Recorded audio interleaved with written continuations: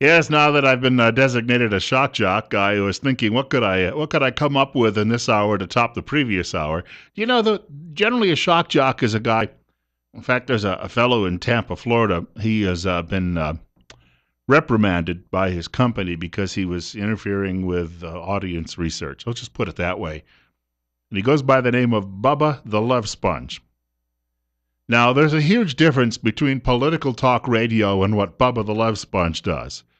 You may have also heard about a couple of ne'er-do-wells who were working in New York City, and their names were Opie and Anthony, and I went to college with one of those guys, just for full disclosure, and knew him quite well.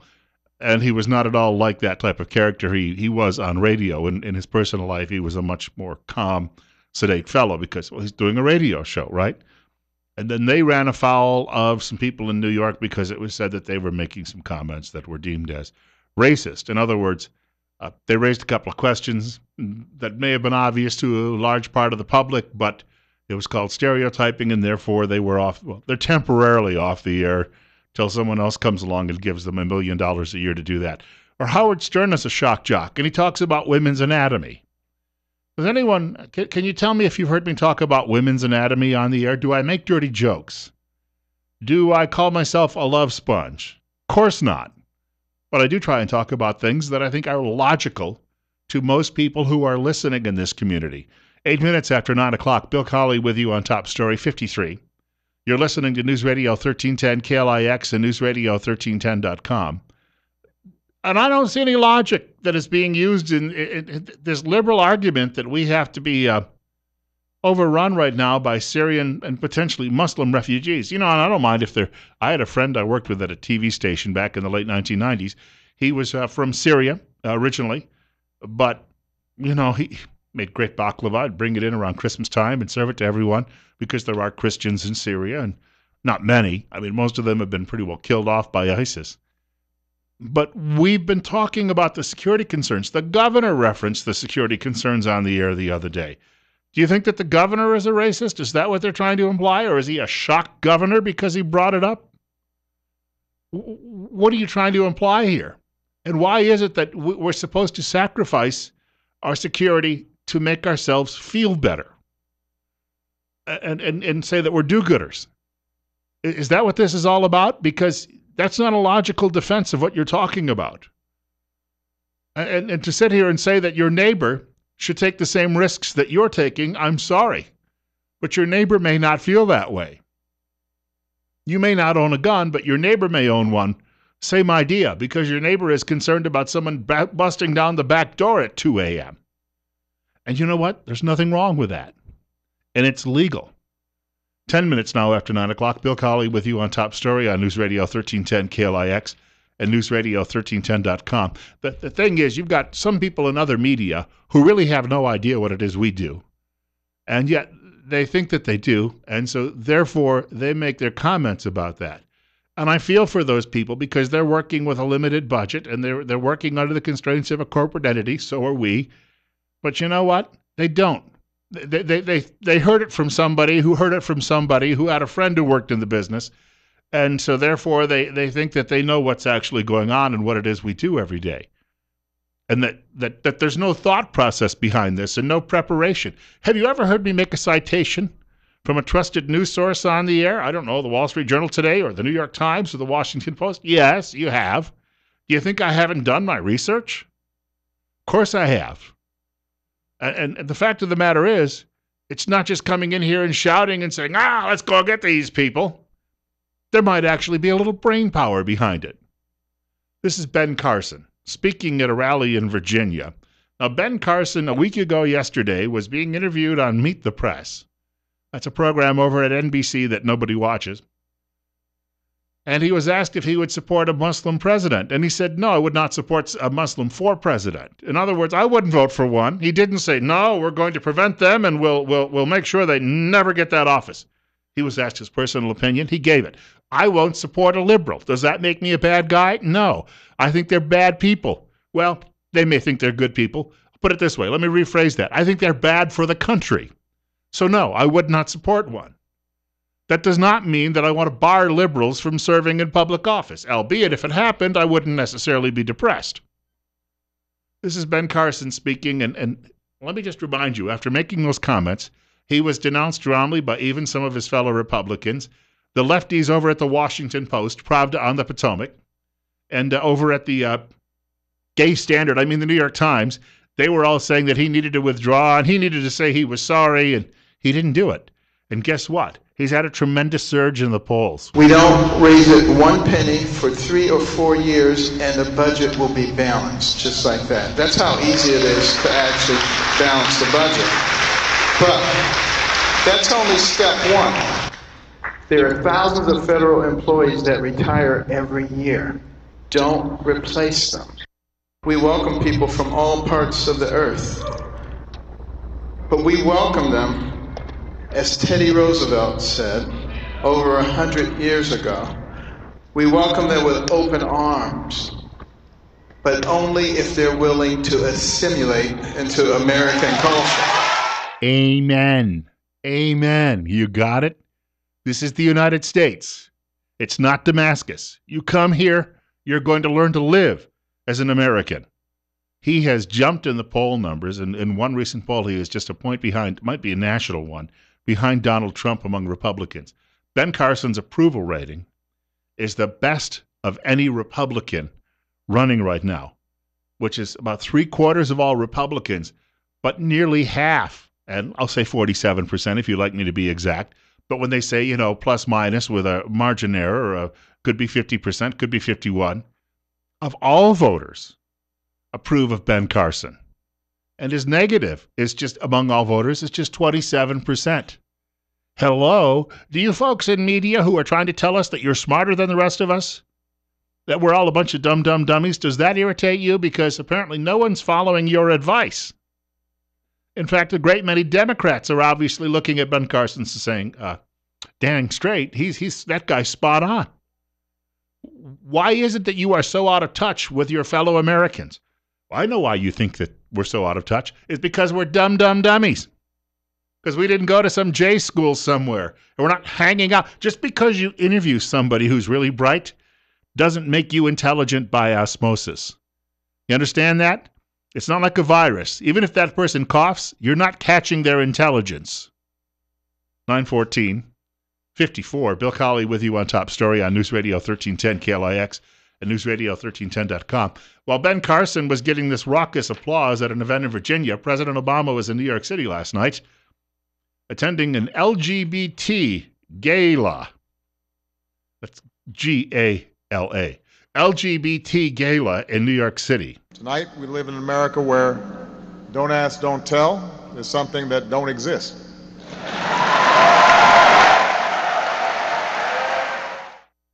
Tonight, thanks to the unbending sense of justice passed down through generations of citizens who never gave up hope that we could bring this country closer to our founding ideals, that all of us are created equal, we now live in an America where our marriages are equal as well. $18 trillion? Well, all right, it could be $100 trillion in debt. Who cares? Johnny and Jimmy can now get married. So you got Ben Carson talking about keeping America safe and secure and a way to reduce that budget deficit, that overall debt, that yearly deficit and the overall debt. And then you got Barack Obama saying, hey, there's a marriage of 3 people out here. Isn't that great? Hey, I'll be in town for a couple more days.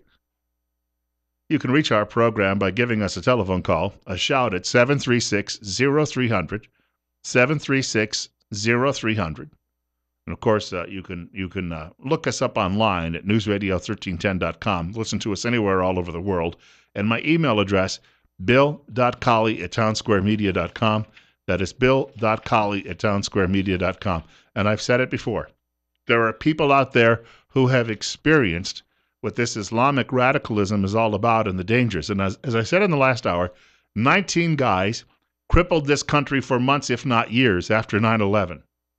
2 people in Boston, Massachusetts, killed and maimed, and they managed to shut down and essentially established martial law in one of the 10 largest metropolitan areas in this country because they bought some ball bearings and a pressure cooker. But you know what? Yeah, well, that's an acceptable loss, according to Lefty out there, right? And isn't it a shame that they've got the death penalty? We should put them away for the rest of their lives so they can contemplate the fact that they chopped up little girls with their ball bearings. Tonight, Pastor Sharon Hadian speaking in the area. Today's the 28th, right? Sure is, because I know that because Wednesday's payday. He's going to be speaking at Calvary Chapel in Buell. That's at 1004 Burley Avenue. Calvary Chapel in Buell at 7 o'clock tonight. If you want to know exactly what this... Now, this is a man who was raised in that faith, albeit we talked earlier. He had a much more secular family growing up in Iran, and then they had to flee the country when the Ayatollahs, the Mad Mullahs, took over the land. And he has worked in law enforcement as a police officer. He's been a coach. He's a convert to Christianity and now a pastor. So that's going on tonight. And you can reach our program, as I said, at 736-0300. Then he has appearances tomorrow night in the area. We'll get to that, as well as on Wednesday night in the area. That's a big event, too, taking place at Canyon Crest Dining and Event Center on Wednesday. You're next. You're on the air with Bill Colley on Top Story. Yeah, Bill, correction. The meeting tonight is at the East Side Baptist on Eastland. Now, is this a move or is it? Yeah, it's not in the Calvary Chapel. That has been changed to the East Side Baptist Church just north of Kmart there on Eastland. Okay. So that's where he spoke before. That information apparently didn't get to you, but that's where he needs to be. So this is a bigger venue then. Yeah. So, but he will be over in Jerome on Tuesday night, and then at the Canyon Crest Center at 7:30 on Wednesday. So thank you for the correction. So you're certainly welcome. Thank you. All you folks who were thinking about driving to Buell tonight and maybe stopping off for a little Italian food out there, no. East Side Baptist, that's on Eastland Drive. That's where, as our caller pointed out, he appeared here earlier in the summer. They have a lot of parking, and they have a huge venue. So there's an opportunity. That's a Southern Baptist church. These are good people. They're willing to hear the truth. They're not willing to close their ears to it. And maybe Lefty ought to go out too and listen for a little while because, hey, a lot of our people came out last week and heard Lefty's presentation.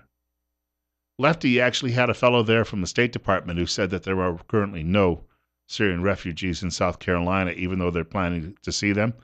You know what Lefty didn't include? There are already some of them there. So that fellow's credibility is already shot, I think, in this situation as far as that happens to go. But again, so we have a correction. That'll be taking place tonight at the Southern Baptist Church on Eastland Drive in Twin Falls. Much bigger venue, which tells you they're expecting another large crowd for that event. And our caller pointed out he's in Jerome tomorrow at Magic Valley Evangelical Church, or Magic Valley Evangelical Free Church. I should get that in there. That's important to the people who actually put these churches, founded these churches in many cases. 7 o'clock tonight and 7 o'clock tomorrow night at Magic Valley Evangelical in Jerome. And on Wednesday, 7:30, slightly later start, 7:30 at Canyon Crest Dining and Event Center. More on this subject coming up in a few minutes. One of those people who was suggesting last week that Ben Carson suddenly drop out of the race for president was Hillary Clinton. Carson hasn't busted any laws, though, and on the other hand, Hillary Clinton may have, we're being judicious here, may have busted a number of various regulations. In fact, it appears that her actions at the State Department with her personal server for email for government business, much of it classified or top secret, that it harmed a system that was put in place government-wide, a quality control system to ensure safety. There's a big story about that at Daily Caller today, and for Daily Caller, it's a lengthy expose. Mrs. Clinton making the rounds of morning television yesterday, still trying to pull a mea culpa. Even 70% of Democrats now say she's not trustworthy. It was already there. It had been there for years. It is the system that my husband's personal office used when he got out of the White House. And so it was sitting there in the basement. It was not any trouble at all. It is like a drip, drip, drip. And that's why I said there's only so much that I can control. But what I have tried to do in explaining this is to provide more transparency and more information than anybody that I'm aware of who's ever served in the government. And I'm happy to do that because I want these questions to be answered. I can't predict to you what the Republicans will come up with, what kind of, charges or claims they might make. I have no control over that. I think I have done all that I can to, take responsibility to be as transparent as possible in turning over 55,000 pages, in turning over my server, and to, testify on October 22nd, which I've been asking to do before the Congress. Oh, yeah. Meet Trey Gowdy. Meanwhile, over at the local newspaper, they're all saying, gee willikers, I wish I could vote for her today. Because she'd ensure that we could be overrun with all sorts of people from other parts of the world. Did you hear her say, it was in the basement, my husband had used it, so I figured, what the hell, as long as it's down there, we sit next to the garden hoe, I figured, well, what the heck, we'll use that server instead. We'll save the government a little trouble here. I'll just go downstairs and I'll plug into it, and then I'll throw some clothes in the dryer while I'm at it, too. You think she does that on her own, or does somebody else do her laundry? 9:25, Bill Colley with you on Top Story on News Radio 1310, KLIX and newsradio1310.com, 53. How do you lefties out there even justify getting behind someone like that? Especially, how about you feminists? Because of what her husband did to other women and how she helped cover it up, and she assaulted them a second time, by many cases helping put together the attacks against these women. How do you sleep at night when you support someone like that? Here is someone who may have jeopardized national security. I mean, we may have people out there who don't like us, who've got nuclear-tipped weapons pointed at us, and she may have given them some information. I'm not saying she did it intentionally, but how can you get behind someone like that? Does it bother you that much that there may be other candidates out there from another political persuasion who still love their country and believe we should keep it safe and believe that we should be able to pay our bills and not go bankrupt? Does it bother you that much that someone like that could be president? That you have to still go with this bald-faced liar, Hillary Clinton? 9:26, Bill Colley with you on Top Story on News Radio 1310 KLIX and newsradio1310.com. Hillary Clinton, of course, not the only whiner from the Washington establishment we're still dealing with. You would figure that these are people from not just another generation; they're from a couple of generations ago, and yet here we are. We're still, after all these years, it just seems to me, it's amazing. A lot of these political names just never go away. There are 535 people serving between the House and Senate. Meanwhile, you've got a few thousand people serving in state legislatures across the country. You cannot tell me that we can't find better candidates, that we still have to go with these old, worn-out people. It's like listening to music. We're still listening to a lot of bands that we grew up on, but my parents, by the time I was a teenager, they weren't listening to Teresa Brewer any longer, if you get my drift. So we're in this terrible situation in this country where we're constantly, it seems, we're just repeating everything from the past over and over and over again. Well, at least we can still hear it. If you're listening today, that's a good sign. And speaking of hearing, we had as a guest 2 weeks ago on the program Dr. Christine Pickup. She's a doctor of audiology from Mount Harrison Audiology. That's located in Rupert. And they're at 1218 9th Street, unit number 2. First of all, we'd recommend you check out the website, mountharrisonaudiology.com. She'll do a free screening for you, too, as well. Telephone number 208-312-0957. Hearing loss and dementia are linked. Hearing loss becomes a great burden on the brain as you have to expend more time and energy to decipher what others are saying to you. Treating hearing loss reduces the strain and makes hearing more natural. Keep your brain healthy by taking care of your hearing. Speaking of dementia, there are clues that you may have an issue in your life. And now this is a serious note, but it's got a funny ending if that's possible. But sometimes, and I was told one time, if you walk to the refrigerator and you open the door and then don't recall what you came for, that could be a clue as to what you're going to look forward to when you grow older. So on Saturday, I had a pizza that I got all decorated to put into the oven, and I turned the oven switch on to preheat, 400 degrees. Well, I turned it up to 400, got the pizza all ready, opened the door to the oven, and I didn't get a blast of heat. Because what you're supposed to do is you're supposed to turn on that other switch that says bake. So you got to have both on in order to bake the pizza. So after going through all of this hard work and thinking, aha, now it's ready to cook for the next, 15 minutes, open the door, and sure enough, so I popped the pizza back into the freezer, and it just struck me. It's another one of those moments, those senior moments that we start getting in life, And, they're funny at times, but you really don't want to ignore them. You want someone to take a look at those types of issues periodically. 9:30, Bill Colley with you on Top Story on News Radio 1310, KLIX and newsradio1310.com. It's 54. Hey, we've got more coming up. John Boehner called Ted Cruz a jackass. We keep hearing that the new brand of conservatives, that we're not very nice people. You got a guy who's resigning from his job because nobody can stand him. He's a falling down drunk. And yet he turns around and calls Ted Cruz a jackass, and media applauds him. And yet tomorrow they'll be saying that we're not very civil in politics. Again, somebody's got blinders on.